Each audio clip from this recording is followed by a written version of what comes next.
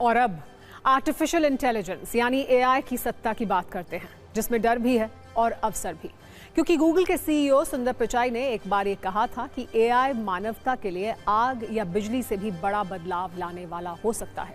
पिछले कुछ वर्षों में एआई ने जो स्पीड अपनाई है वो इस ओर इशारा कर रहे हैं, और ऐसे में भारत में दुनिया का सबसे बड़ा एआई समिट का आयोजन हो रहा है, जिसका नाम है India AI impact summit 2026। PM Modi ने आज इसका उद्घाटन किया। 21वीं सदी के जिस दौर में दुनिया जी रही है, वहां कोई भी एआई से दूर नहीं रह सकता है, और जो इससे जीतना चाहता है, उससे ज्यादा दूर जाने की कोशिश करेगा, वो उतना ही पीछे होगा। एआई से डरने का मतलब है जैसे बिजली से डरना। बिजली के तार छुएंगे तो करंट लगेगा, लेकिन बिजली से रोशनी होगी, यानी एआई से दूरी बनाने से काम नहीं चलेगा। ऐसी स्थिति में भारत में आयोजित इस एआई समिट का महत्व बढ़ जाता है।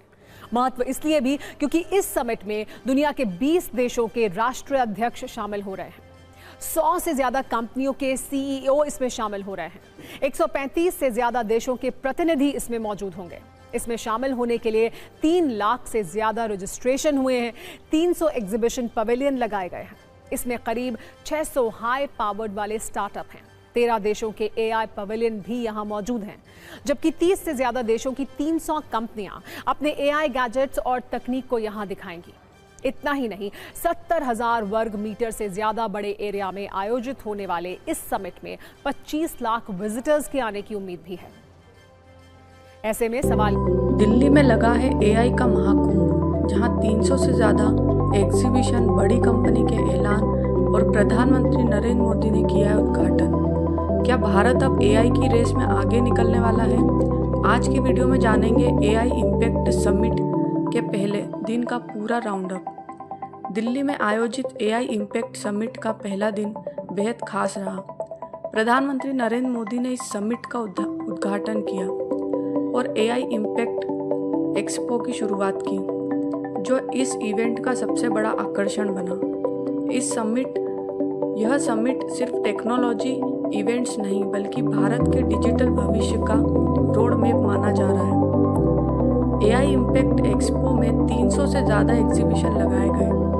देश विदेश की बड़ी कंपनियां और स्टार्टअप्स ने अपने एआई इनोवेशन दिखाए, जहां health care, education, finance, agriculture, defence और साइबर सिक्योरिटी जैसे सेक्टर में एआई ने नए समाधान पेश किए। पहले दिन कई कंपनियों ने भारत में निवेश की घोषणा की। कुछ इंटरनेशनल टेक कंपनियों ने पहली बार भारत में ऑफिस खोलने की जानकारी दी। इसका मतलब साफ है कि भारत अब एआई के लिए एक बड़ा ग्लोबल हब बनने की दिशा में बढ़ रहा है। प्रधानमंत्री नरेंद्र मोदी ने अपने संबोधन में कहा कि एआई सिर्फ टेक्नोलॉजी नहीं, बल्कि एआई फॉर ऑल होना चाहिए। उन्होंने बताया कि भारत का लक्ष्य एआई को समाज के हर वर्ग तक पहुंचाना है, चाहे वह किसान हो, छात्र हो या छोटे व्यवसाय हो।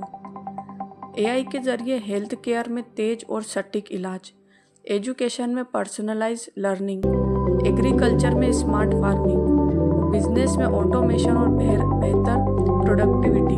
भारत की डिजिटल इकोनॉमी को बड़ा बूस्ट मिल सकता है, लेकिन एआई के साथ चुनौतियां भी हैं। डेटा प्राइवेसी, साइबर सिक्योरिटी और जॉब मार्केट पर प्रभाव। इसीलिए सही रेगुलेशन और स्किल्स डेवलपमेंट भी ज़रूरी होगा।